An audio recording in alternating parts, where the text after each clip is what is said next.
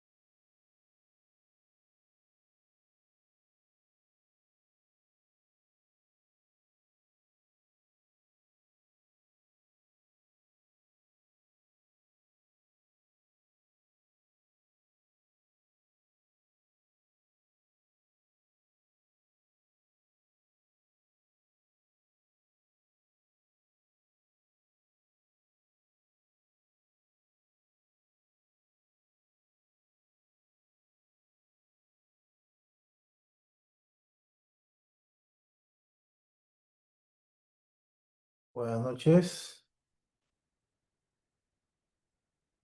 Buenas noches, doctor. Hola, ¿qué tal? ¿Abril? Sí, doctor, ¿cómo está? Hola, ¿qué tal? Bueno, aquí para dar inicio a la clase que debió realizarse el día de ayer, pero aquí estamos, ¿ok? Sí, doctor, disculpe. ¿Puedo dar inicio entonces? Sí, doctor, ya puede iniciar. Ya, ok. Bueno, déjenme ver aquí un ratico. Voy a compartir la clase.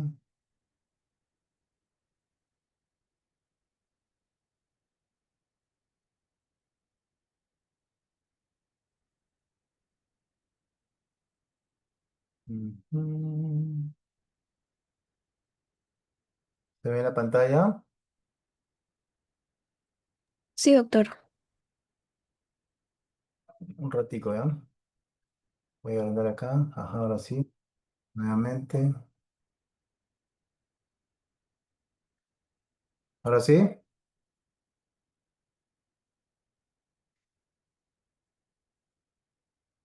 ¿Pantalla completa?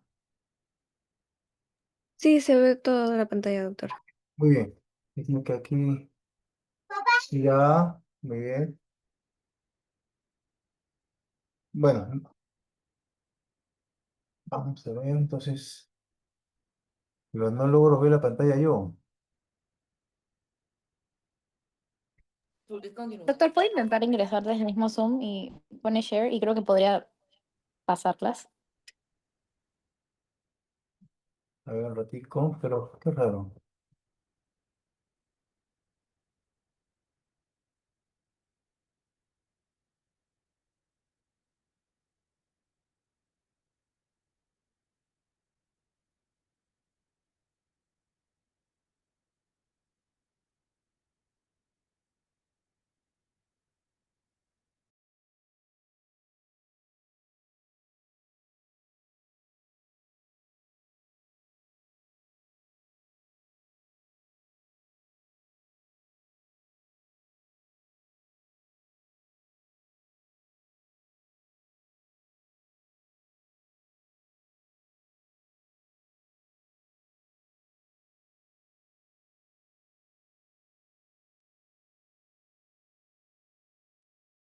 ¿Por qué figura la pantalla de Hernández Rodrigo aquí?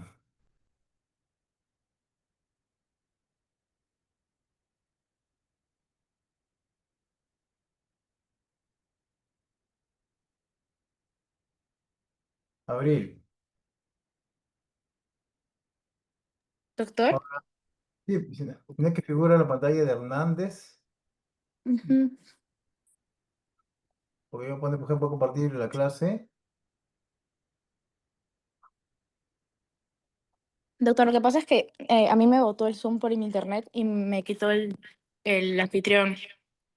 Ya. Bueno, Yo ahora le ahí, estoy pidiendo a Hernández Rodríguez si me puede pasar el host para poder tratar de hacerlo yo. porque supone que ahí ven la segunda lámina. No, no se ve, doctor. ¿Sí? Mira, me sale. Ay, ahora sí, doctor. La siguiente lámina también se ve, ¿sí? Sí, ya se ve, sí se ve. Tiene que tener el cuadrito acá de. Ahora sí creo. Ya. Sí. Cualquier cosa me avisan, ya, por favor, ¿ok? Listo, muy Ya. bien. Entonces, para iniciar y bueno, ser breve, porque de repente ya estoy también tan un poquito de estrés porque ya está cerca del 19, ¿verdad? De noviembre, su examen.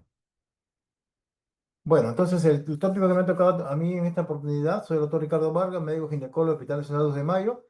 Ok, voy a dar inicio a los temas designados, que es lupus eritematoso sistémico, artritis reumatoide, diabetes gestacional, enfermedades tiroideas, epilepsia y todo lo que es cefalea y migraña con respecto a lo que es gestación. ¿Ok? Muy bien. ¿Me escuchan? Sí, doctor. Listo. Entonces, bueno, como tenemos el lupus, es una enfermedad conocida por ustedes por la parte de medicina, ¿no? Interna, ¿ok? Es una enfermedad crónica autoinmune en el cual el sistema inmunológico ataca a las células de nuestro propio organismo, ¿no? Produciendo inflamación y daño debido a la unión de autoanticuerpos a las células de nuestro organismo. Y por lo cual se produce depósitos de inmunocomplejos o complejos antígenos anticuerpos. ¿Ok? Una consideración de generales en este aspecto es que el lupus afecta predominantemente a mujeres en edad fértil. ¿Ok? La fertilidad en pacientes con lupus no parece estar muy alterada eh, en esta paciente propia de su enfermedad, ¿no? Respecto a la fertilidad. Puede ocurrir una disminución en la reserva ovárica en mujeres, ajá, por el tratamiento generalmente con ciclofosfamida. Y también este lupus conlleva un mayor riesgo materno y también fetal. El pronóstico mejora cuando el lupus ha estado inactivo, ¿ok? Durante al menos 6 meses antes del embarazo. Los cambios fisiológicos del embarazo con respecto que empeoran el lupus, ¿ok? Entonces está muy bien que el embarazo se aumenta un 50% generalmente el volumen plasmático. En este caso se incrementa el volumen intravascular y esto puede alterar la función cardíaca o renal que de repente ya está alterada en estos pacientes con lupus. Además, también hay un incremento de la filtración glomerular, ¿ok? Que puede alterar también la proteína que está estable en estos pacientes, ¿no? Por el daño renal que pudieran tener. Por sí, el embarazo hay una hipercoagulabilidad, entonces también el riesgo de trombosis venosa profunda y por un tromboembolismo pulmonar. Y la demanda de calcio también empeora la osteoporosis materna que puede haber. Entonces, tenemos criterios diagnósticos por la American College de Dermatología en este criterio del año 2019 todavía habla de criterios de entrada, ¿no? Que a la cabeza tenemos los anticuerpos antinucleares, ¿no? En una relación 1/80 en estas células ECMO, que son células de marcaje tumorales que en estos pacientes con respecto a anticuerpos antinucleares. Criterio básico. Y pues tenemos criterios aditivos, ¿no? Generalmente de que habla sobre criterios clínicos y también criterios inmunológicos. Al menos un criterio clínico, ¿ya? Y que tenga mayores puntos, considerar. No debe ocurrir simultáneamente y dentro de cada dominio se toma el de mayor valor, ¿no? Aquí a la derecha tenemos, pues, ¿no? Eh, Desde el punto de vista constitucional, fiebre, si hay mayor de 38,3 son 2 puntos, hematológico, si hay leucopenia, trombocitopenia, ¿ok? O hay una hemólisis autoinmune, que es 3 puntos, 4 puntos y 4, ¿no? Plaquetas mayores menores de 100.000. Neuropsiquiátrico tenemos delirio, psicosis, convulsiones, mucocutáneo, alopecia, úlceras bucales, ¿no? Lupus discoide. Y en la cirrosis generalmente con un derrame pericárdico o pleural o una pericarditis que es 0,6. Y músculo esquelético tenemos una afectación articular. Y renal, lo que es una proteinuria, ¿no? ¿Ok? Que más adelante vamos a hacer las diferencias entre un embarazo normal, hiperplasia y con respecto al lupus. Y en la biopsia renal tenemos una nefritis, ¿no? Desde el punto de vista de grado 2 o 5 o grado 3 o 4, ¿no? Que dan un puntaje de 10. Y en los dominios con respecto a los criterios inmunológicos tenemos los anticuerpos antifosfolipídicos, ¿no? que es la anticardiolipina o antibeta 2 GP1 y anticoagulante lúpico. La proteína de complemento, siempre acá generalmente va a haber hipocomplementemia, ¿no? Generalmente es complemento 3 o complemento 4 bajo, o el C3 y el C4 bajo ambos. Anticuerpos específicos del lupus generalmente es el anti-ADN y el anti-SMID. Ok, hola. Como cuadro clínico tenemos las manifestaciones sistémicas del 95%, hay fiebre, fatiga, pérdida de peso. En las musculoesqueléticas tenemos un 95%, artralgia, mialgias y poliartritis. Hematológicamente un 85% puede tener depresión de las tres líneas, ¿no? Sanguíneas, ¿no? Y el cutáneo 80% hay un exantema malar, exantema discoide, úlceras orales y una alopecia. En otros también hay trastorno neurológico, cardiopulmonar, renal, gastrointestinal y vascular. Acá tenemos un brote lúpico y hacer una diferencial en el embarazo, ¿no? Generalmente la sintomatología en el brote lúpico tenemos la fatiga, manifestaciones cutáneas como artralgia, fiebre y dolor periódico. Ok, en el embarazo también puede haber fatiga por la artralgia, disnea, ¿no? Por la misma altura uterina, ¿no? Aumento de la altura y a nivel del abdomen. Puede haber edema palmar y edema. El PCR generalmente en el lúpus está aumentado y en el embarazo está sin cambio. Alteraciones hematológicas, anemia, leucopenia, es una alteración de las tres series. Y en el embarazo puede haber una anemia por ser neumocitis, neumocromia, o por falta de hierro, o propiamente por la gestación, y una trombocitopenia gestacional. Y en el examen de orina hematuria y puede haber cilindros. Y en el examen de orina del embarazo es normal, pues, ¿no? Proteínas urinarias puede ser mayor de 300 miligramos por decilitro en el brote lúpico.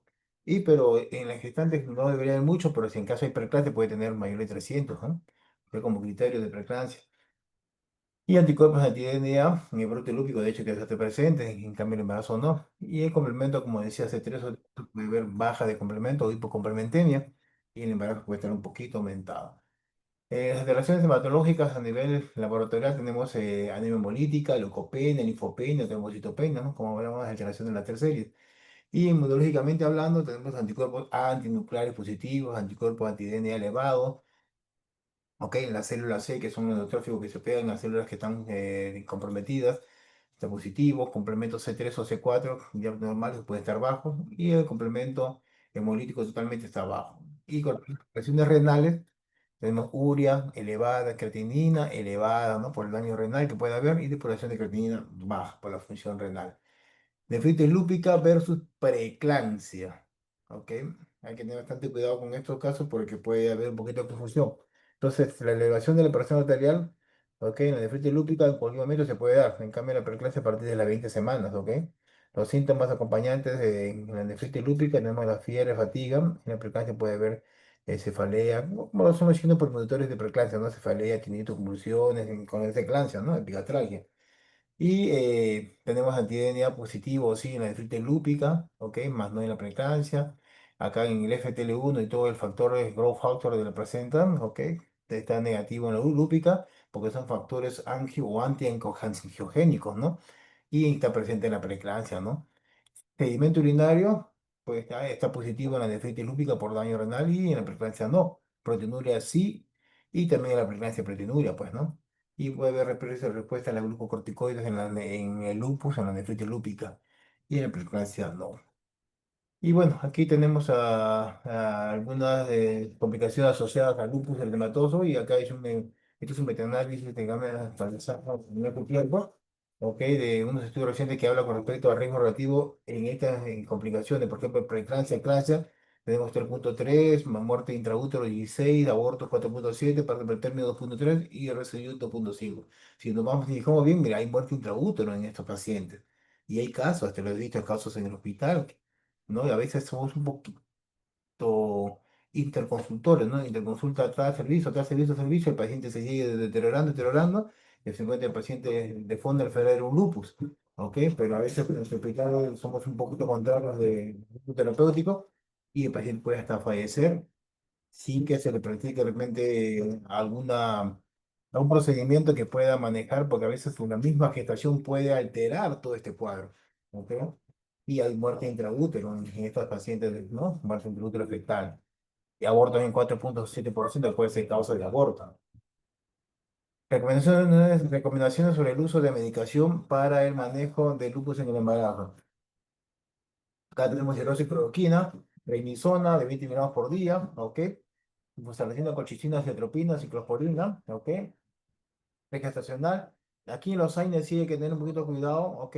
Al menos pregestacional podemos usarlo, pero hasta el primero segundo trimestre, pero ya en el tercer trimestre hay que suspender lo que conocemos por el cierre que puede haber en el arterioso fetal, ¿verdad? Y en la lactancia se prefiere usar el ibuprofeno. Pasamos a un tópico que es la artritis reumatoide. ¿Ok? Es una enfermedad autoinmune caracterizada por una sinovitis erosiva, o sea, la inflamación de la sinovia y persistente. Esta es la afectación sistémica en algunos casos y la presencia no hay nada, de algunos anticuerpos. Efectos en embarazo, en artritis reumatoide, el tema de efectos, existe efecto protector del embarazo sobre el desarrollo de la artritis reumatoide. Claro que sí. La probabilidad de comenzar una artritis reumatoide durante el embarazo es menor. La fertilidad es normal en mujeres con artritis reumatoide y no se incrementa los abortos ni la parte pretérminos en estos casos, a diferencia del lupus, ¿no? Acá tenemos criterio diagnóstico de la Sociedad de American College de Reumatología, ¿ok? Que habla sobre rigidez matutina, ¿no? Más que todos son los criterios a nivel de medicina interna con respecto a estos casos de artritis reumatoide o reumatología, una infección ¿no? A nivel de falanges. Ojo, siempre tiene que ser observado por un médico, todos estos criterios, ¿ok? Tumefación del carpo, metacarpo, interfalángico, proximalis, tal, ¿ok? Todos los cambios radiológicos deben incluir erosiones y calcificaciones. Hay nódulos reumatoideos, ¿no? ¿Ok? Pero el factor reumatoideo sérico por un método que sea positivo en al menos del 5% de los controles normales. Ahora dice 4 o más de los siguientes criterios deben estar presentes para el diagnóstico de artritis reumatoidea. Tratamientos que están permitidos acá son los corticoides, salicilatos, sindometacina, y lo que sí que está contraindicado, pues, ¿no? Son los AINES, ¿ok? Y hasta metrotexate, ¿no? Antipalúdicos. Diabetes y embarazo, bueno, es comúnmente visto en los hospitales, ¿no? Están aumentando más los casos de diabetes gestacional en los pacientes. Ok, aquí hay una intolerancia a los carbohidratos detectada por primera vez durante el embarazo. ¿Ok? En cambio, la diabetes gestacional, lo que diagnosticada en el embarazo, y generalmente este embarazo en diabetes persistente tenemos tipo 1 que puede ser yo, bueno, la que conocemos nosotros, y tipo 2, ¿no? Que es resistencia a la insulina. Y aparte otro tipo de diabetes, tipo origen genético, sustancia química, fármaco, ¿no? La epidemiología es en la complicación metabólica más frecuente. Se diagnostica un 4 al 5% de gestantes, 12% puede ser pregestacional y 88% diabetes gestacional, una frecuencia de 7 al 18% de Estados Unidos, América Latina 10 del 3%. 50% de esta diabetes gestacional desarrollará diabetes tipo 2 en la siguiente década posterior al parto. Es un dato muy importante, ¿ok? Y cómo ha aumentado. Entonces, una gestante que ya puede plantar diabetes gestacional, miren, un 50% de pacientes puede desarrollar diabetes tipo 2 en un futuro de 10 años. Factores de riesgo asociados, antecedentes de diabetes gestacional, antecedentes familiares y con IMC mayor o igual a 27 al inicio del embarazo, antecedentes de macrosomía fetal, glicemia en ayunas mayor a 85, síndrome de ovario poliquístico, antecedente de mortalidad materno fetal inexplicable. Es muy importante este dato, ¿ok? Antecedentes de muerte materno fetal o muerte fetal inexplicada, ¿ok? Por más que una paciente, ok, tenga una glucosa de 180, 120, 70, tiene que evaluarse, tiene que tratarse y debe irse un tratamiento a esta paciente, alto o bajo peso al nacer de la madre, ok, así la madre ha sido macrosómica, o también es una madre con bajo peso al nacer, también es un factor de riesgo. Antecedentes de preeclampsia y edad materna mayor de 30 años. Acá tenemos la fitopatología, pues aumenta los niveles plasmáticos de insulina, lo cual va a llevar a una resistencia a insulina, ¿ok? Y va a haber cambios en el metabolismo interno, por lo tanto, diabetes gestacional. Aquí nuevamente vemos aumento de los niveles plasmáticos de insulina, especialmente postprandiales, conlleva una resistencia de la insulina y también aumenta acá las hormonas diabetogénicas, ¿no? Acá tenemos la altógeno placentario, prolactina, cortisol, estrógenos, ¿ok? Lo cual disminuye la utilización periférica de la glucosa, por lo tanto te lleva a hiperglicemia y por lo tanto a hiperinsulinismo. Aquí la glucosa cruza la placenta por difusión facilitada, ¿ok? De pregrado. Muy bien, por lo cual esto determinará que haya un aumento de la glicemia fetal, lo cual condiciona hiperglicemia, hay hiperinsulinemia. Acá está, hiperinsulinismo condiciona tanto a aumento de peso en el recién nacido o en el feto, macrosomía fetal, hiperbilirubinemia, y por lo tanto puede conllevar a un pronóstico malo para el feto, como una hipoglicemia hasta el momento de nacer. Cuadro clínico, bueno, acá tenemos la dieta pregestacional, que ya todos sabemos, bueno, las 4 P, polidipsia, polifax, poliuria y pérdida de peso. Ok, visión borrosa, obesidad central, hipertensión y lipidemia. Y en la diabetes gestacional, acá tenemos lo que puede ser asintomática. ¿Ok? Sospecha de feto grande, ojo, parar las orejas y hacer el examen, también polidramios también son, y muerte fetal súbita, como digo, una muerte fetal inexplicable, ¿ok? Importante, me hace acordar mucho cuando era residente, hubo una paciente que estuvo hospitalizada, la hospitalizaron un día viernes, el sábado pasa visita un asistente X, dice, ¿tú estás bien? Me dice, 180 y buscó 190, ah, se han equivocado. 26 años, 36 semanas, eres joven, a tu casa. Y le dieron de alta a la paciente, yo estuve de guardia como residente el día domingo, paciente va al mediodía, que no se movía su bebé, vamos a tomar latidos fetales, un silencio total, que nunca había visto, porque siempre lógicamente el Doppler fetal al escuchar latidos, aunque se hace un poquito sonido, silencio. Pasemos a ecografía a la paciente, ya. En el Corfo no había latidos fetales. Se murió el bebé a las 36 semanas, paciente de 26 años, joven, primer embarazo, se murió su bebé. Bueno, se le comunicó al asistente lo que ha pasado, pero esta paciente no se puede de alta mientras no lleve un esquema de tratamiento, ya sea en dieta, ya sea medicamentos tipo insulina NPH, insulina R rápida. Tiene que ir un manejar glucosa hospitalizada, mínimo que sea 95 en ayunas o 130 postprandial. Así de simple. Si no, no se va esa paciente y no maneja. Y una buena educación, hábitos, así de simple. Hay que tener mucho cuidado con la diabetes gestacional, chicos. Causa de muerte fetal inexplicada. Diagnóstico, bueno, acá ya tenemos lo que estamos de pregestacional y diabetes de tipo 2, glucosa en ayuno igual a 126, o según la ADA con respecto a glucosa al azar o test de tolerancia mayor de 200, ¿no? En la diabetes gestacional sí tenemos una glucosa en ayuno mayor o igual a 92, ¿ok? Y el test de tolerancia a glucosa debemos hacerlo, ojo, pregunta, de 24 a 28 semanas de gestación, hacer la prueba de tolerancia a la glucosa, ¿ok? Con 75 gramos de glucosa, ¿ok? Y los resultados deben ser 92 a la hora, 180 a la, o a la hora y 153 miligramos por decilitro a las 2 horas, ¿ok? Mayor o igual a esos valores, me está hablando de que hay diabetes, cualquiera de ellos, uno de ellos, diabetes gestacional. ¿Ok? Hay que hacer un control metabólico óptimo, pues, ¿ok? Acá la prueba de tolerancia a con 75 gramos. Esto es más que todo para llegar a un control de glucosa, como le explicaba, ¿no? A cuánto nivel debe llegar el paciente, ya sea a la postprandial o en ayunas, ¿no? Por ejemplo, se le hospitaliza al paciente para que se le pueda controlar glucosa e irse con valores de glucosa que sean menores de 25 o 130 postprandial, ¿ok? Este es muy importante. Tratamiento aquí, bueno, educación, otro prenatal, plan de alimentación, ganancia de peso de 7 a 18 kilos, no conveniente la pérdida de peso, acá menciona, y 1800 kilocalorías con el paciente. Este paciente tiene que ser controlado, ¿ok? De realizar su monitoreo fetal, su NST, todas esas cositas ahí. Su actividad física y farmacoterapia, si lo llegase a necesitar, insulina NPH, insulina R rápida, cristalina. ¿Por qué? Porque tiene que ir con valores hasta que finalicemos la gestación. ¿Ok? Muy bien. Trata la insulina en ayunas, 105, bueno, 0,5 unidades por kilogramo por día en 4 dosis ante las principales comidas y antes de acostarse. Podemos usar antidiabéticos orales cuando el FDA no ha aprobado aún lo que el uso de glutamina en formina, aunque unos endocrinólogos ya están usando el tema de formina en unos pacientes. Apoyo psicológico, lógico, apoyo de riesgo en estos pacientes. Siguiente tópico a presentar es enfermedades tiroideas y gestación. Tenemos hipertiroidismo, existe un aumento mantenido de síntesis y secreción de las hormonas tiroideas, tirotoxicosis, ya, que es un síndrome de hipermetabolismo producto del aumento de 3 y T4 libre, y el hipotiroidismo, ya, que es un síndrome que resulta de la disminución de T3 y T4. ¿Ok? Muy bien.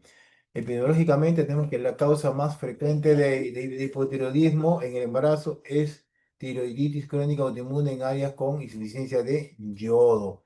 La causa en el mundo más frecuente de hipotiroidismo en el embarazo es deficiencia de yodo, ¿ok?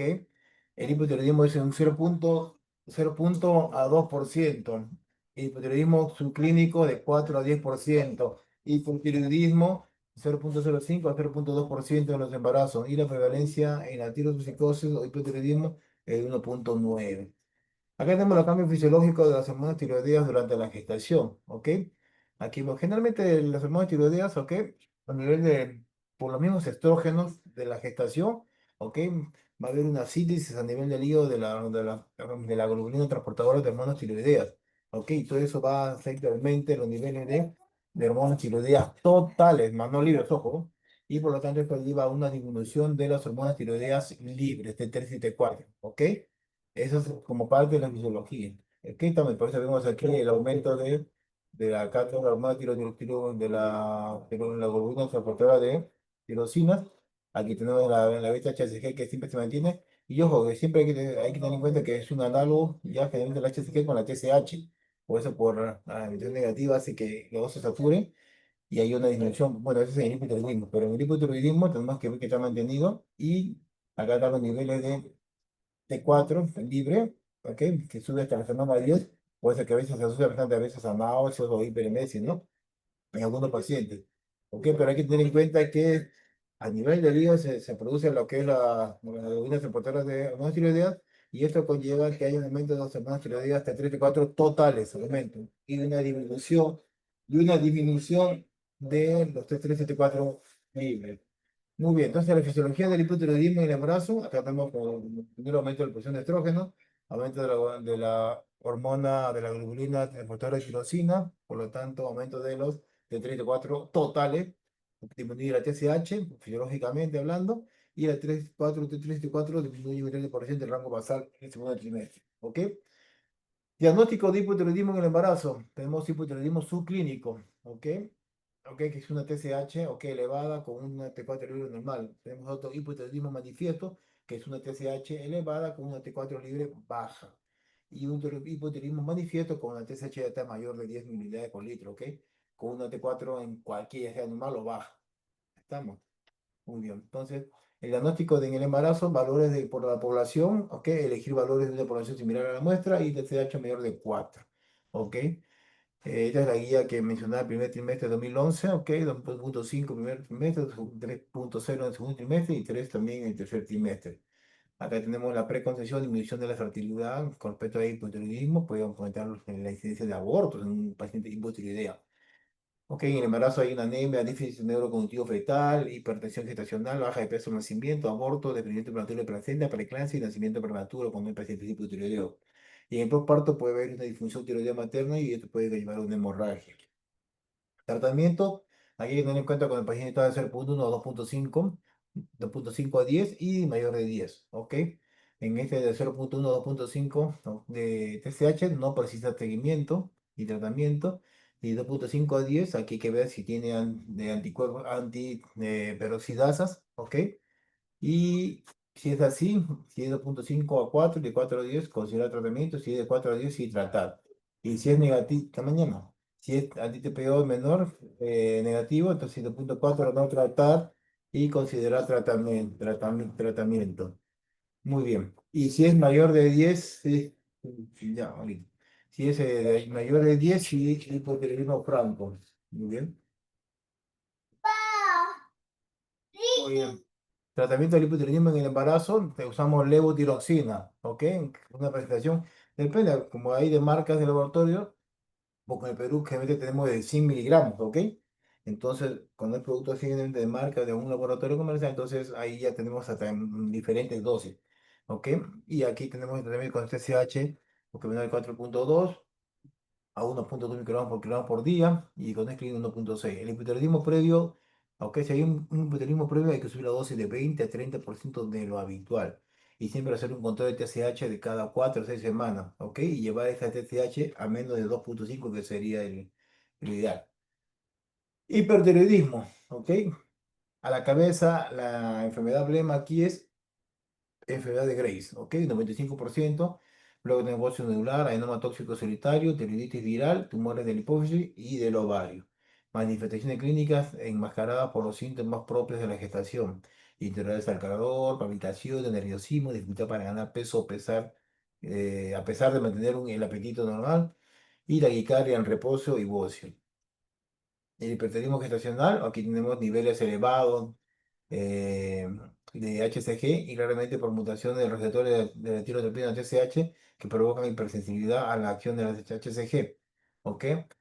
De 5 a 10 casos por cada 1000 embarazos será la frecuencia, mayor frecuencia en embarazos gemelares y molares, con hiperemesis gravídica dada acá. Los niveles séricos totales de T3 y T4 están elevados. Como mencionaba al inicio de la gestación, ¿no? Se eleva y sin embargo el porcentaje de libre no está afectado, por lo que no requiere tratamiento.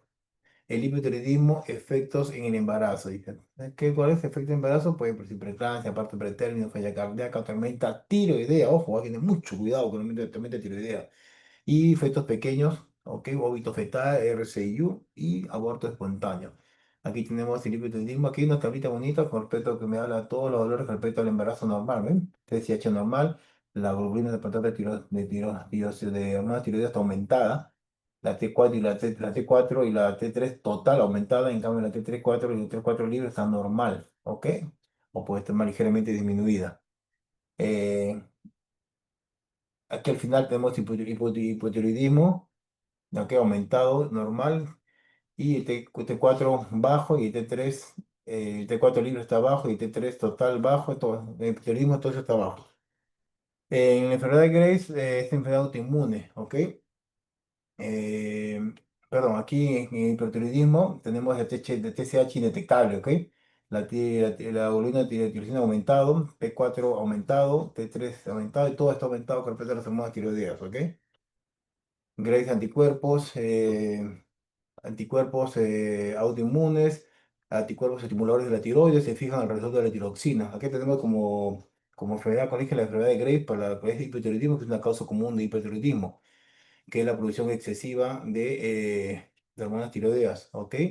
La cual produce un agrandamiento de la tiroides y otros síntomas como la estotalgia, intolerancia al calor y ansiedad. Acá tenemos una tiroides normal y la tiroides agrandada, ¿ok? Muy bien.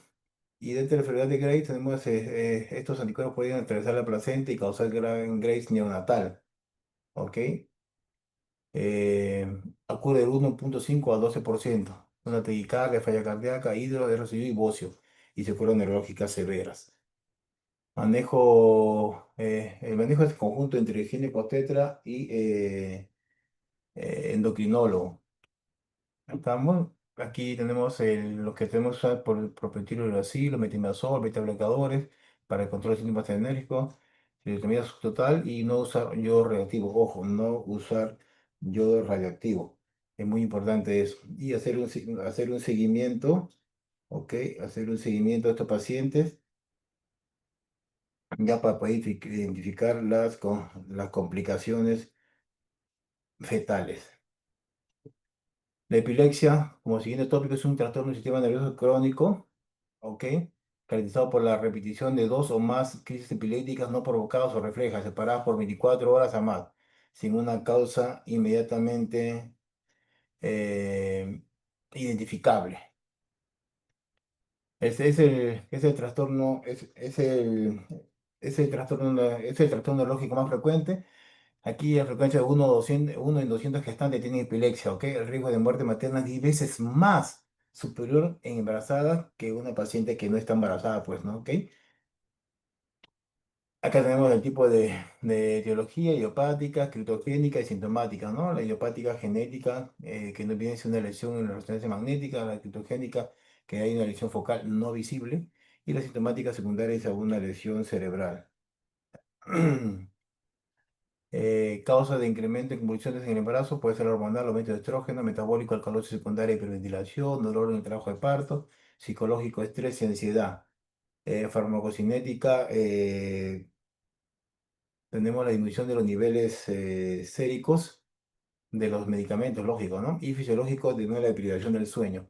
Acá las crisis epilépticas tenemos parciales y generalizadas, como conocemos, pues, ¿no? Las parciales simples, ya que es el medio externo conservado, y la compleja alteración de la conciencia. Y la generalizada, de nuevo convulsiva, tónico-clónica, mioclónicas y tónicas. Y también las no convulsivas, como son las crisis atónicas o crisis también de ausencia. Eh, Muy bien, acá tenemos el riesgo teratogénico con respecto a las medicaciones, ¿no? Que pueden producir algunas malformaciones fetales, ¿ok? Tenemos la prevalencia de fetos expuestos de 4 a 6% versus la población general, mayor riesgo en el primer trimestre del embarazo, de 8 a 10 semanas es más susceptible el feto. Mayores potenciales teratogénicos el valproato de sodio y el fenobarbital. Y eso entonces nos solía tener una dosis dependiente, ¿no? Altas dosis, politerapia, tiempo de exposición, edad gestacional y también de exposición. Menor efecto teratogénico la motrigina y carbamazepina. Últimas, utilizar también las drogas antipiléticas en monoterapia y tratar de usar en menor dosis posible. ¿Ok? Las drogas antipiléticas sobre el feto, la mayor incidencia del labio perino, ojo, es cuando usamos en el síndrome de hidantoína, que es la difenilidantoína y la carbamazepina. ¿Ok? Efectos faciales tuboneural, anomalías cardíacas, ya, ácido valproico, ya, malformaciones cardíacas y de las vías urinarias de fenobarbital, el deterioro cognitivo es con el ácido valproico, difenilantoína y difenobarbital. Ojo, hay que usar ácido fólico sin mirón, que esto puede reducir los efectos teratogénicos. Otro tópico que tenemos acá son las cefalías, ¿ya? Migrañas y durante el embarazo, ¿no? Tenemos cefalías primarias, migrañas, cefalea tensional y en racimo. Generalmente durante el primer trimestre, mejora durante las últimas etapas del embarazo, estas cefalías primarias. Cefalías secundarias, tenemos el ACV, la preeclampsia, ¿ok? Tenemos también trombosis venosa profunda, malformación arteriovenosa y la hipertensión intracraniana benigna. Acá tenemos un cuadrito con respecto a la cefalía, ya sea en la gestante, cefalea de migraña, tensional y cefalea en racimos. Muy bien, aquí nos va que toda la duración es episódica de 4 a 3 días, con una crónica mayor de 3 meses, episódica de 30 minutos a 7 días, y una cefalea en racimo que es 180, 15 a 180 minutos. Y tenemos que la migraña es episódica de un periodo de 1 a 14 días y es unilateral, general y pulsátil. La cefalea tensional tenemos que ser al menos 10 episodios en un periodo de 1 a 14 en un mes. Y también que todos los dados es bilateral, pues, ¿no? Opresiva, intensidad leve, moderada y no empeora con la actividad física, ¿ok? En cambio, la migraña sí empeora con actividad física. Y las de salida en racimos tenemos al menos 5 ataques de dolor episódicos, 7 por día hasta un año, y localizado unilateral con revisión supraorbitaria, generalmente temporal o en combinación, es un dolor severo, ¿no? Acá tenemos tratamiento farmacológico con la migraña en el embarazo, dilatación, 2 litros por día, evitar saltarse la comida, reducir la ingesta de cafeína, ¿ok? Evitar las luces brillantes, sobre todo ese famoso celular, ¿no? ¿Ok? Al dormir 7 8 horas, ejercicio regular y no fumar. Hay estrategias de porción de medicina, estrategias de relajación y biorehabilitación, salir a pasear al parque, distracción, ¿no? Dispositivo de estimulación invasiva de que el nervio supraorbitario transcutáneo. Y tratamiento de la migraña severa tenemos líquido intravenoso, acá solución salina, lactato de riña de 1 o 2 litros, ajustar según estado de los electrolitos. Por ejemplo, acá tenemos en medicación, tenemos el paracetamol, gracias a Dios ahora ya lo tenemos también endovenoso. Ok, cada 8 horas podemos usar.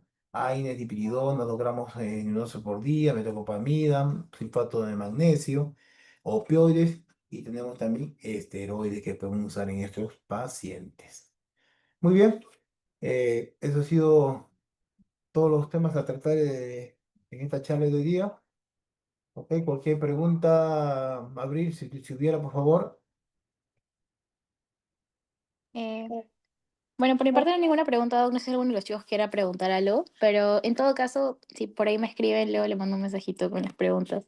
Ya, está bien, no hay ningún problema. Ya, ya pues, listo. Listo, doctor. Que Muchas tengas más gracias. feliz. Ya, un gusto y estamos viendo pronto, ¿ok? Gracias, doctor. Ya, listo, chao, chao, nos vemos. Chicos, porfa, no se retiren porque hay clase con el doctor Flores también.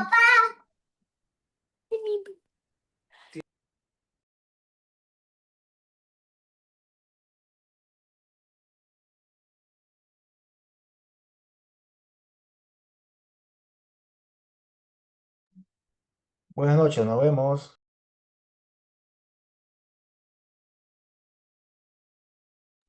Chao, doctor, gracias.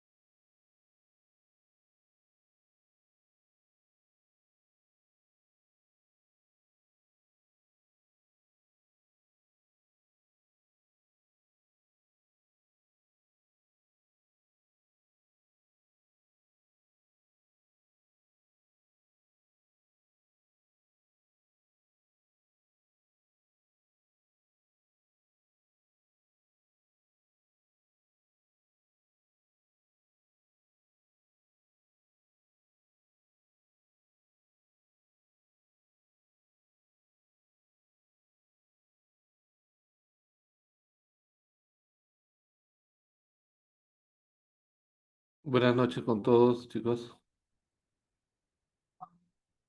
Voy a compartir mi pantalla. Ok, doctor, gracias.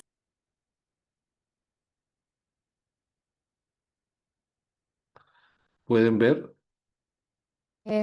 Sí, doctor. Ya. A ver.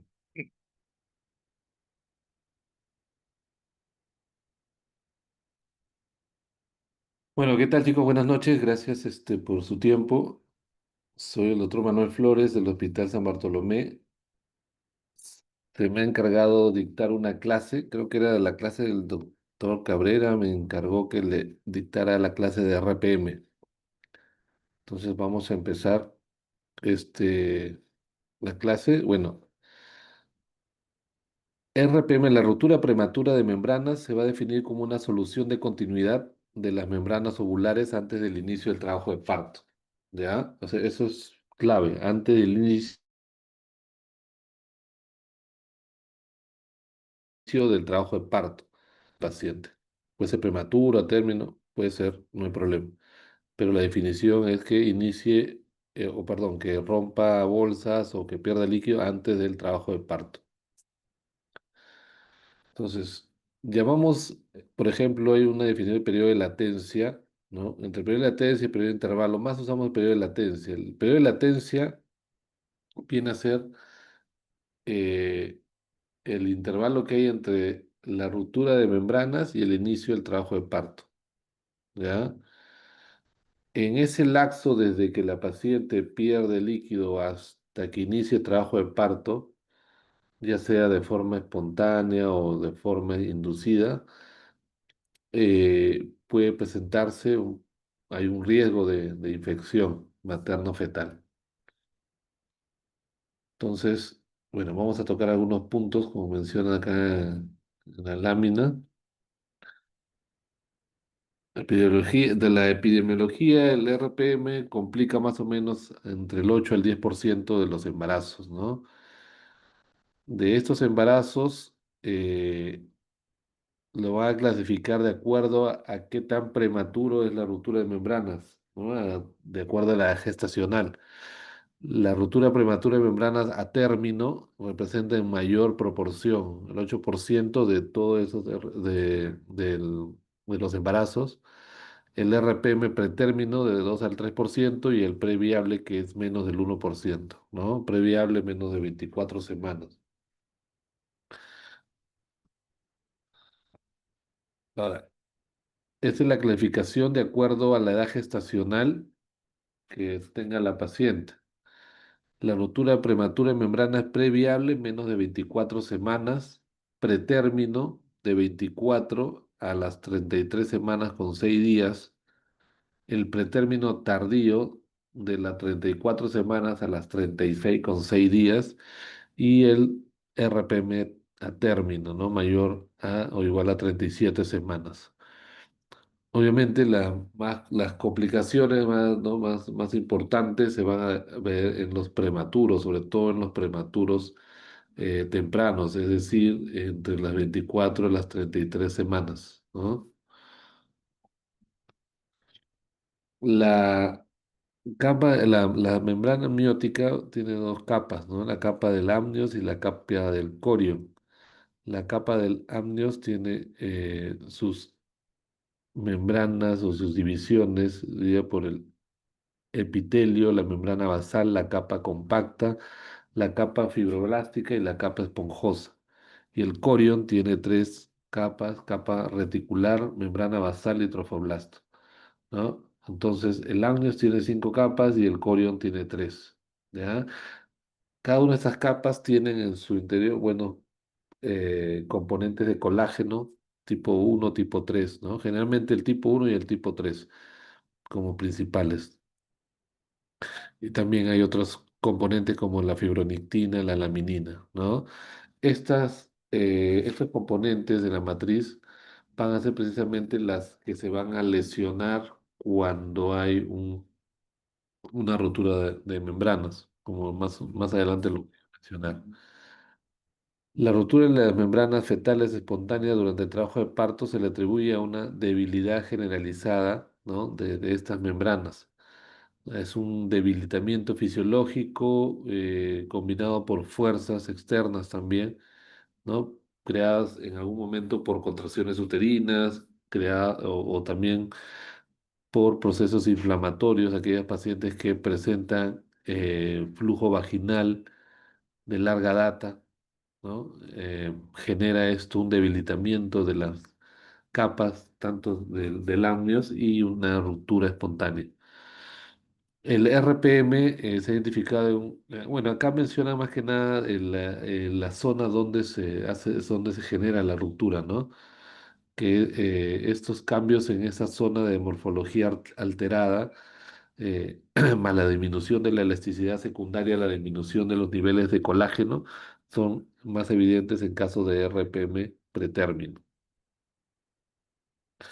Entonces, todo aquello que conduzca a una de las siguientes situaciones, disminución del colágeno, ¿no? Generalmente, como le mencioné, el colágeno principalmente entre el tipo 1 y el tipo 3, alteración de la estructura del colágeno, o bien está disminuido o bien hay una alteración en su estructura, actividad colagenolítica aumentada, ¿no? Esto va a propiciar la ruptura espontánea de las membranas. Hay ¿no? unas fuerzas que van a intervenir, fuerzas de integridad de la membrana, proteínas de la membrana extracelular, colágeno, laminina, fibronectina, ¿no? Aumento de las metaloproteasas que van a degradar el colágeno y por ende van a propiciar la ruptura de las membranas, inhibidores tisulares de las metaloproteasas que van a inhibir la proteólisis asociada a las metaloproteasas, mantienen la integridad de la membrana. Entonces, las metaloproteasas van a ser las proteínas que si aumentan van a degradar el colágeno y el colágeno 1 y 3 son las principales componentes de las capas de las membranas amnióticas. Ahora, el debilitamiento fisiológico de las membranas en combinación con fuerzas, como lo había mencionado, tipo contracciones uterinas, en RPM a términos, ¿no? O sea, hay múltiples causas que pueden propiciar un mayor riesgo a la ruptura de las membranas, como es, por ejemplo, el consumo de drogas, un IMC bajo, el tabaquismo, el nivel socioeconómico bajo, ¿no? La longitud cervical corta también, ¿no? Un cuello acortado es más propenso a que las bolsas puedan pronunciarse. O sea, un cuello acortado es fácil que empiece a dilatar por presión, como una incompetencia cervical, ¿no? Por la misma presión y luego de eso, pues al protruir un poco las membranas, pueden por la presión también romperse y generar pues la RPM, ¿no? ¿Cómo diagnostico un RPM? Es muy importante la historia que la paciente refiera del RPM, ¿no? Es muy importante esa historia. La historia tiene que ser una historia eh, coherente, ¿no? Con lo que más o menos va a referir la paciente. Generalmente, la historia clásica es que se levantó y mojó todo, ¿no? Pantalón, en comparación que le digan que solamente manchó su truza y nada más, y fue solo una vez, y luego no ha presentado nuevamente, ¿no? O de repente manchó la truza y tiene pequeñas descargas durante el día, ¿no? También puede mencionar, ¿no? Pero generalmente la historia clásica es la pérdida abrupta de líquido a través de la vía vaginal, ¿no? Que moja truza y pantalón. Y el olor no es característico a orina, ¿no? Entonces, por ahí ustedes ya con la historia, sin haber examinado, eh, ya puedes ir sospechando de una ruptura de membranas. Entonces, la clínica, la visualización, puedo usar también ecografía, hay otro test de nitracina, test de Fer, amniocentesis, con coloración de índigo, carmín, fibronectina fetal, detección de células naranjo, creatinina, prueba de Flemm, dosaje, ¿no? La Miosure, que es una proteína metaloglobulina placentaria que va a identificarse en el líquido, el dosaje también de la proteína de la insulina tipo 1 que se puede evidenciar. Entonces, de estas posibles exámenes o test para hacer un diagnóstico del RPM, lo importante es la historia, ¿no? ¿No? La historia, cómo lo refiere la paciente. Por ejemplo, salida de líquido amniótico transcervical, ¿no? Pérdida trabajina del líquido confirma el diagnóstico de la ruptura de la membrana cerca del 90% de los casos. Es decir, al evaluar a la paciente, ¿no? Le hacen el test de Valsalva, es decir, le hacen empujar a la paciente, la colocan obviamente en una posición de litotomía, puja a la paciente, ¿no? Y si ven que brota espontáneamente líquido, pues ya es más que evidente, ¿no? Entonces con eso ya se cataloga pues una ruptura de membranas, ¿no? Esa es como la primera evaluación, ¿no? La visualización directa. Ahora, si de repente yo no visualizo líquido, le pongo a la paciente en la misma posición, le pongo el espéculo, localizo el cuello, veo tal vez el canal vaginal medio humedecido, pero al Valsalva no genera salida de líquido, entonces me entra la duda, ¿no? La paciente me refiere a una historia de pérdida de líquido, parece coherente, pero sin embargo al examen físico inicial no, no se evidencia nada. Entonces yo puedo recurrir a la ecografía, ¿no? Le hago la ecografía, sobre todo para visualizar la cantidad de líquido y probablemente me dé que está disminuido, ¿no? Entonces yo tengo que valorar, o también puede ser que esté dentro de parámetros normales todavía, ¿no? Y eso es muy frecuente. A veces, o sea, no necesariamente vamos a encontrar una disminución marcada del líquido amniótico por ecografía en un RPM que ha sido algo reciente, ¿no? Entonces, acá hay que evaluar de una forma un poquito más eh, profunda cuando se realiza una ecografía y por ahí que no ven una disminución marcada del líquido amniótico. Ahora, si también la historia también es media dudosa, el Valsalva es negativo y la ecografía está normal, entonces yo puedo decir, pues probablemente no ha sido un RPM, ha sido un poco de orina o ha sido flujo, entonces puedo todavía manejarlo de forma ambulatoria, solicitarle a la paciente que se ponga unas toallas para ver si por ahí en el transcurso del día o de los días moja la toalla y constatar que sea una pérdida de líquido, ¿no? Pero si yo visualizase la ecografía con una historia dudosa de la paciente, el examen físico no se evidencia y sin embargo en la ecografía veo una disminución de líquido, entonces ahí me pongo a pensar si fue una RPM o es un olividramio por otras causas. Entonces tengo que hacer más estudios, ¿no? O sea, una ecografía no me va a hacer un diagnóstico, tan solo me va a dar cierta, pues, ayuda nada más. ¿Está bien? Ahora, también hay otro test de nitracina, ¿no? El test de nitracina va a verse en el canal vaginal, ¿no? El canal vaginal por lo general pues es un medio ácido, es un medio ácido, el líquido es un medio algo alcalino, ¿no? Entre 7 a 7,5 más o menos del líquido, entonces este es de nitracina, por el pH del líquido vamos a detectar si realmente es líquido o no es líquido, ¿no?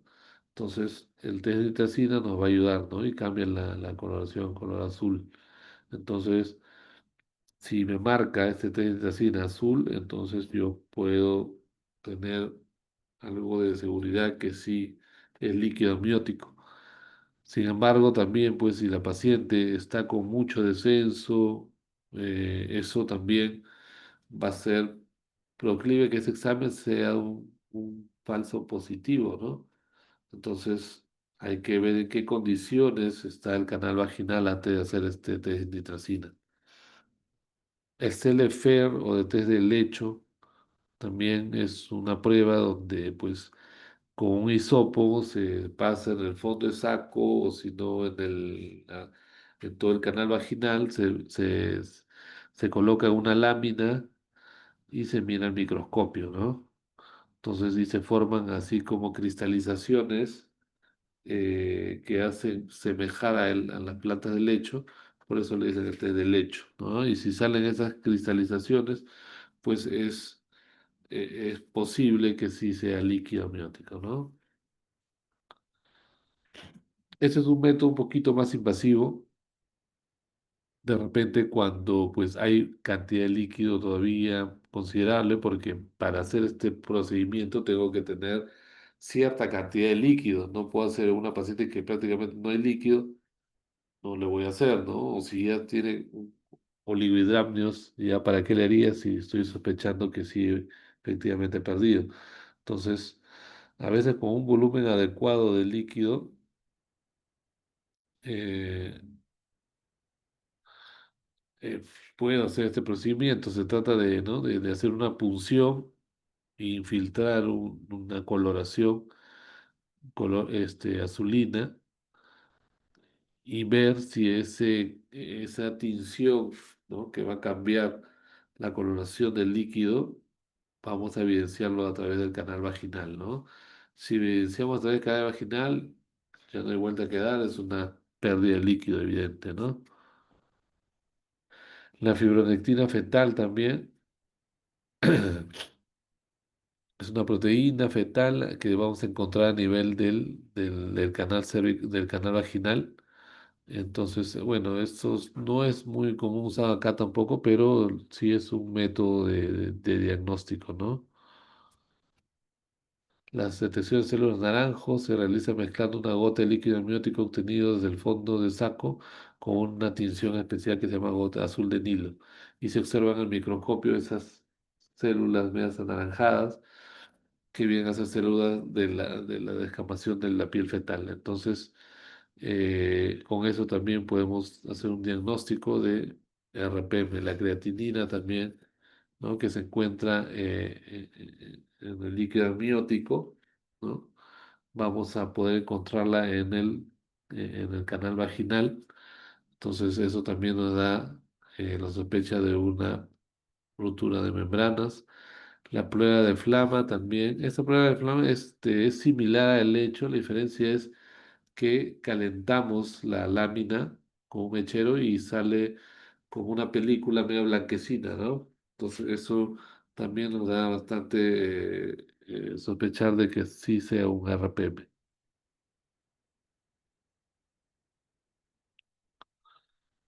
El dosaje, el amniosure, ¿no? Que es una proteína placentaria, también nos va a dar la certeza, es más certero este Omniasure, también hay en los hospitales, en el hospital de trabajo también hay Omniasure, a veces se acaba, pero generalmente a veces sí hay, y cambia, ¿no? La coloración y las rayitas más que nada, se genera una rayita como está en la imagen, de acuerdo a si reacciona con la proteína que se encuentra en el canal vaginal o en el fondo del saco. También el otro dosaje de proteína, también, ¿no? Se basa en la detección de la proteína frente al líquido amniótico, que es una proteína que se sintetiza en el hígado fetal y en la decidua. Entonces, hay muchas formas para nosotros diagnosticar o estar seguros de que sea un RPM. Usamos las más comunes, ¿no? Las más comunes de visualización directa mediante el Valsalva, el lecho que vamos a encontrar en los hospitales, por ahí el Amioshur o el test de nitracina, ¿no? haciendo una ecografía también. O sea, eso es lo más común y es lo que más se hace. Los otros test de las proteínas placentaria, de la fibronectina, eso no es tan usado porque tampoco no hay no hay reactivos, ¿sabes? Entonces, más usamos de repente para casos de investigación, sí lo utilizan, ¿no? En pacientes seleccionados, pero lo que más usamos, lo que más van a ver ustedes es el test de lecho, nitracina, Miosure de repente, ecografía y Valsalva en una visualización directa, ¿ya? Eso va a ser lo más común que van a encontrar. Ahora, ¿cómo manejar, no? El manejo expectante, inducción del trabajo de parto. Manejo expectante va a depender qué tan prematuro es, ¿ya? El manejo expectante va a ser qué tan prematuro es. La inducción del trabajo de parto también depende que no sea un prematuro extremo. Entonces, vamos a ver, una paciente que tiene menos de 34 semanas, ¿no? Menos de 34 semanas, de repente tiene entre 23 a 24 semanas, a 34 semanas, perdón. Yo no voy a inducir el trabajo de parto, obviamente, ¿no? Yo mínimo tiene que tener la paciente 34 semanas para yo inducir el trabajo de parto. Si tiene menos de 34 semanas, todavía lo voy a manejar de forma expectante. Es decir, si la paciente tiene 30 semanas, y perdió líquido, y es evidente, ya se diagnosticó, ya se corroboró, yo le voy a dar un manejo expectante. La primera semana que viene recibirá antibiótico, ¿no?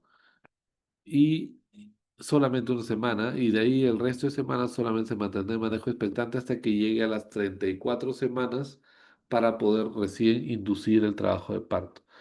34 semanas porque es donde ya aparentemente hubo una maduración sistémica, ¿ya? Eh, entonces, 34 semanas como punto de corte para inducir el trabajo de parto. Obviamente, si la paciente ya tiene 39 semanas, no hay ningún problema, ¿no? Porque ya está a término, ya. Importante que tenga más de 34 semanas. Entonces, hay que valorar bien, ¿no? Y sacar una adecuada edad gestacional para nosotros plantear el manejo. Entonces, ¿en qué momento, si yo estoy en el manejo expectante, es decir, del ejemplo que le puse, 30 semanas, ya recibió antibiótico o está recibiendo antibiótico porque la primera semana tiene que recibir antibiótico, solo 7 días de antibiótico, no es que hasta que cumplan las 34 semanas, no, solo 7 días de antibiótico, ¿no? Si es prematuro. Entonces,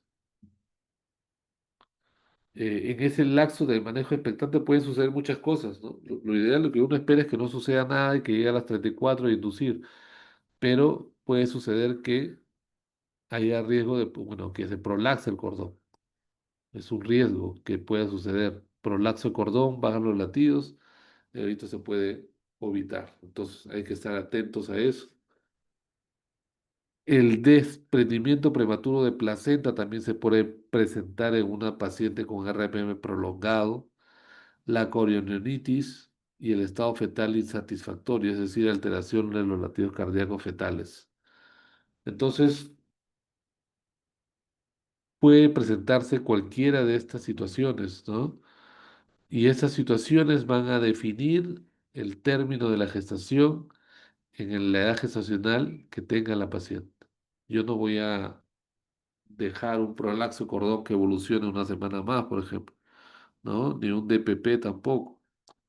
Entonces, estas situaciones son el riesgo que hay que tener en cuenta cuando la paciente entra en un manejo expectante.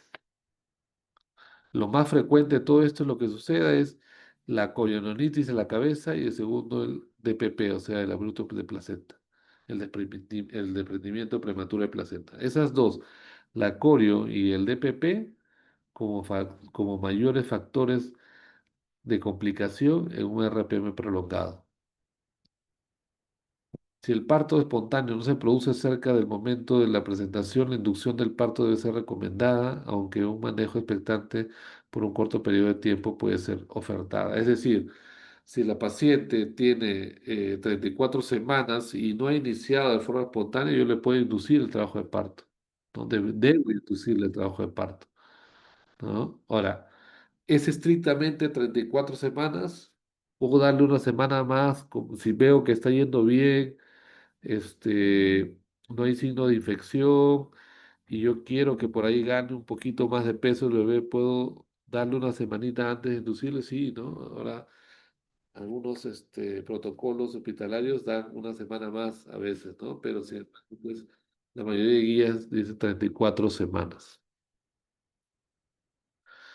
Entonces, en en los gestantes de 34 a 36,6, o sea, un prematuro tardío,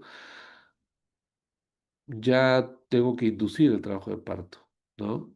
Induzco el trabajo de parto, ya no tengo, porque ya hubo la maduración sistémica, ¿no?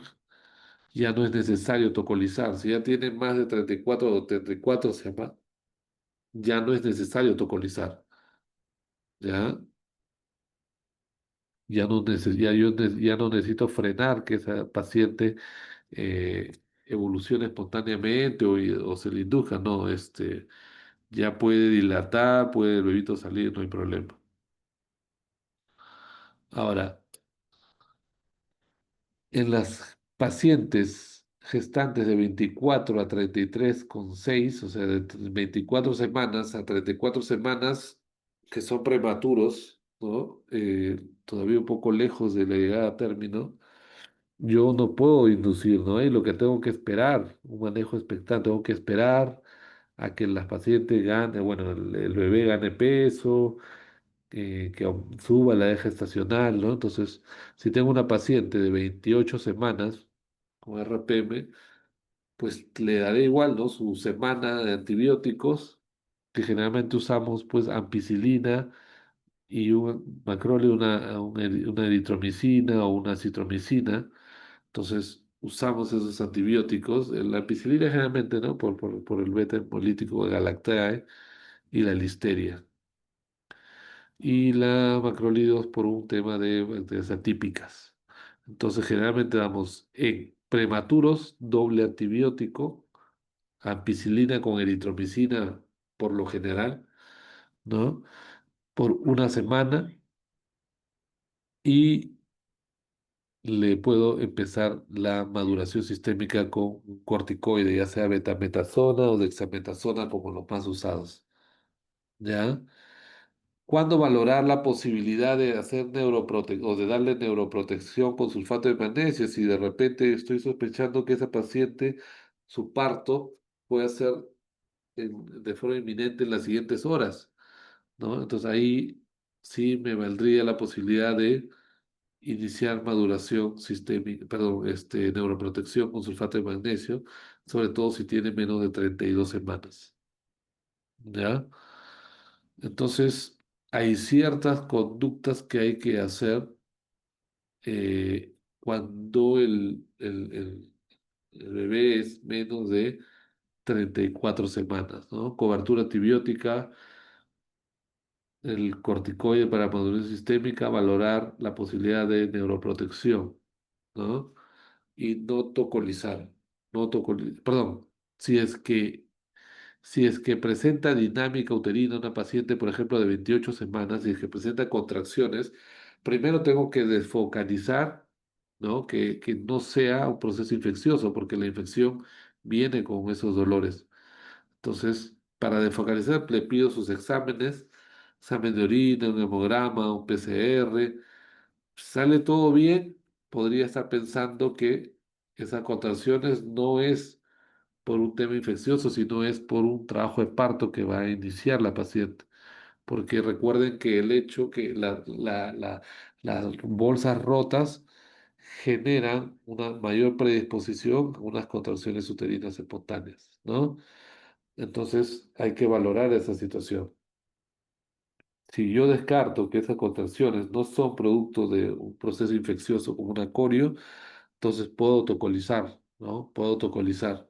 usando indometacina o nifedipino, pero, o el mismo sulfato de magnesio, puedo tocolizar, sabiendo que no hay sospecha de corio. Y ahora los previables, ¿no? Los previables muchas veces lo van a manejar. Una gestante de 22 semanas que pierde, o sea, abortos hasta las 20 semanas, ¿cierto? O sea, pasa las 20 semanas, deja de ser aborto, pero si tiene 22 semanas, entonces está cerca a ese punto de corte del aborto y ahí hay que tomar la disyuntiva, no sé, un bebito de 22 semanas que ya está con pérdida de líquido para que llegue hasta las 34, o sea, va a pasar mucho tiempo y obviamente en todo ese lapso va a venir un montón de complicaciones. Y si no se infecta, puede que de por sí ese bebé ya nacer mal por complicaciones de la poca cantidad o casi nula cantidad de líquido como la artrogriposis, la hipoplasia pulmonar, ¿no? Entonces un bebito así ya es o a esa edad gestacional ya es bastante comprometido, ¿no? Entonces se habla a la paciente o algunos se manejan, ¿no? Lo manejan como un aborto inevitable inclusive, ¿no? Entonces ya no tiene sentido darle corticoides, no hay que darle sulfato todavía, antibióticos sí, el antibiótico sí, eso sí es importante, ¿no? Podemos restringir el tema del corticoide, del sulfato, pero del antibiótico no. ¿Ya? Y asesorar a la paciente porque de repente va a ser manejado como un aborto inevitable en beneficio también de la paciente y del bebé, ¿no? Pero bueno, eso ya se hace a través de una junta médica. Lo que sí es que menos 24 semanas, un RPM previable. La neuroprotección, ¿no? Como le mencioné, con sulfato de magnesio, ¿no? ¿En quienes indica? En riesgo inminente de un parto, ¿no? Sobre todo entre 24 a 32 semanas de gestación. Reduce el riesgo de parálisis cerebral, riesgo de ceguera o hipoacusia, reducción del riesgo de déficit neurológico. Entonces, es importante el sulfato de magnesio, ¿no? Es importante que el paciente reciba siquiera, o sea, lo mínimo 12 horas, a veces siquiera 8 es importante. Entonces, valorar la administración del sulfato de magnesio. La maduración pulmonar también, máximo hasta las 34 semanas, solamente hasta las 34 semanas, no, no dar más. Había artículos donde mencionaban, ¿no? que podría darse más allá de las 34 semanas, inclusive hasta las 37. Sin embargo, son reportes también aislados, no, no está de forma protocolizada. En los hospitales tampoco lo han protocolizado, por ejemplo, la maternidad de Lima no está así. Entonces, ahorita se está manejando el tema de la maduración pulmonar con corticoides solamente hasta la semana 34. Lo más usados, la betametasona y la dexametasona, ¿no? Como los fármacos más usados con el esquema de la betametasona, que es 12 miligramos cada 24 horas intramuscular, y la dexametasona 6 miligramos intramuscular cada 12 horas por 4 dosis. La profilaxis antibiótica, ¿no? Reducción de morbilidad, reducción del uso de surfactante, prolongación del embarazo y periodo de latencia, reducción de las infecciones maternas y neonatales. O sea, tiene varios beneficios a favor tanto del bebé como de la mamá. Como le mencioné, lo más usado es la ampicilina y la eritromicina, ampicilina para el estreptococo beta hemolítico, galactea y la listeria, y la eritromitina para los atípicos, ¿no? Entonces, el estreptococo beta hemolítico de galactea es el principal causa de infección recién nacido, siendo el mayor factor de riesgo la colonización materna del tracto gastrointestinal y gastrourinario. Entonces, es importante la terapia antibiótica, ¿ya? Ha prevenido varias enfermedades, hay estudios también, ¿no? Hay los oracles, que son estudios que se han hecho para ver cuál es el antibiótico más efectivo o recomendado en los RPM. Entonces, estos estudios Oracle también y mencionan también cuáles no deberían darse por riesgo a ciertas complicaciones neonatales, ¿no? Por ejemplo, el amoxiclavulánico que a veces da es riesgo también para la enteritis necrotizante, ¿no? Por eso ya no se da y se prefiere usar la ampicilina. También pueden usarla, algunos usan ceftriaxona, unos usan cefazolina, ¿no? Pero es importante añadirle la eritromicina, o la citro o el claritro. Es importante también los cultivos, ¿no? Para descartar que no tenga un estreptococo beta hemolítico, se hacen cultivos para identificar este patógeno, ¿no? Entonces va a ser muy importante un estudio. Sin embargo, no siempre, más le hacen al recién nacido, ¿no? Al recién nacido cuando ha sido expuesto pues a una mamá que ha pasado por un RPM prolongado. Penicilina, ampicilina, ¿no? Depende de los protocolos que de cada hospital. En el hospital usan ampicilina, en otro hospital puede ser que usen penicilina o cefazolina.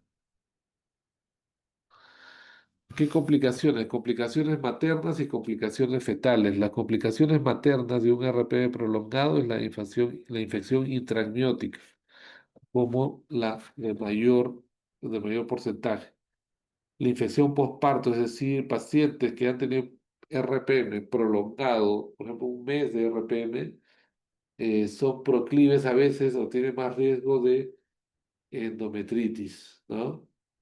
Otra complicación es el desprendimiento prematuro de placenta también, que puede generar un buto de Cuvier, puede generar sangrado, eso llevar a una histerectomía. En complicaciones fetales, dificultad respiratoria, la HIV, sepsis y la hipoplasia pulmonar.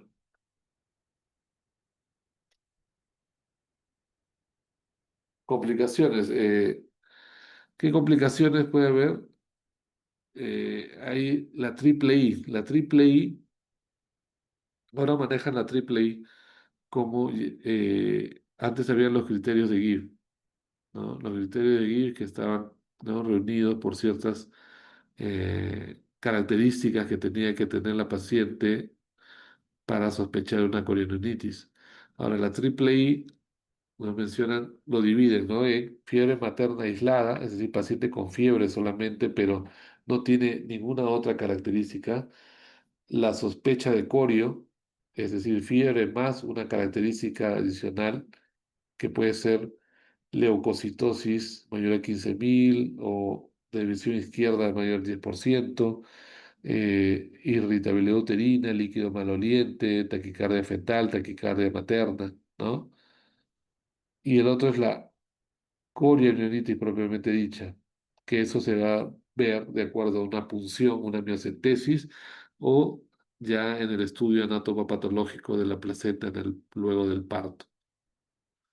Otra complicación es el prolapso del cordón, como les mencioné, el cordón hace que los latidos caigan y puede producir una muerte fetal. Entonces, hay que estar atento a ese prolapso del cordón y el DPP también. Ese es el cuadro de la triple I, ¿no? Con fiebre materna aislada, sospecha de triple I y triple I confirmada. Otras complicaciones fueron el feto, la sepsis neonatal, hipoplasia pulmonar, síndrome de distrés respiratorio, ¿no? Eso es lo más que puede causar un bebito recién nacido luego de que ha estado expuesto por mucho tiempo a la rotura de membrana. Bueno, quería comentarles sobre esta patología.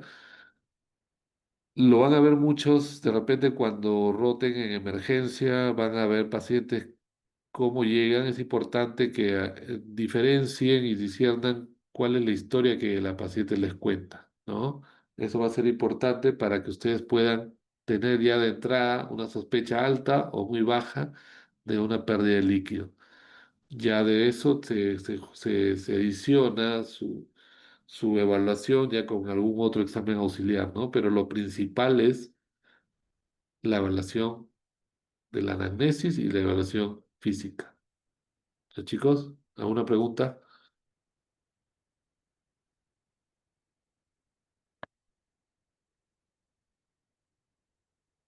Bueno, gracias por su tiempo, gracias por estar ahí presentes. Cualquier consulta igual me la hacen llegar. Gracias, doctor. Muchas gracias, doctor. Hasta luego. Y luego-